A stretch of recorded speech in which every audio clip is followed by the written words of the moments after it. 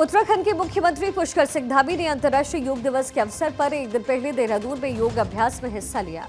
इस दौरान उन्होंने न केवल योग किया है बल्कि प्रदेशवासियों और देशवासियों से योग को लेकर के अपनी रोजमर्रा की जिंदगी का हिस्सा बनाने की अपील की। ये कार्यक्रम देहरादून के एक बड़े मैदान में आयोजित किया गया, जिसमें हजारों लोग शामिल हुए।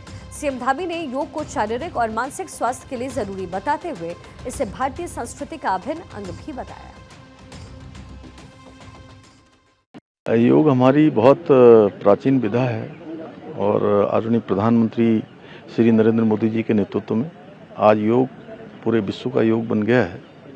और 21 जून को प्रत्येक वर्ष अंतर्राष्ट्रीय योग दिवस पूरे धूमधाम से मनाया जाता है।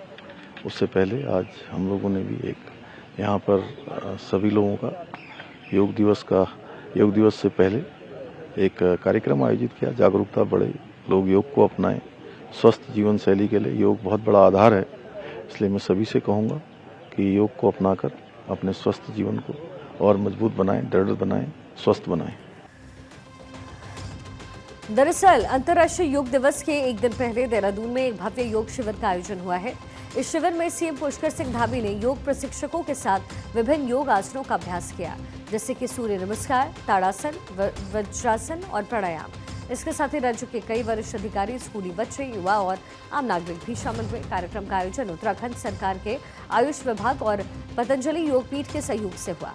सीएम धामी ने इस मौके पर लोगों को संबोधित करते हुए कहा कि योग न केवल शरीर को स्वस्थ रखता है बल्कि ये मन को शांत और आत्मा को मजबूत करने में मदद करता है। सनातन सदा था, सनातन सदा है और सनातन सदा रहने वाला है। यही सनातन है जो हमेशा था, हमेशा है और हमेशा रहेगा। इस कारण योग आज दुनिया की करोड़ों लोगों की दिनचर्या का अहम हिस्सा बन गया है और विश्व को भारतीय संस्कृति के साथ जोड़ने का काम कर रहा है।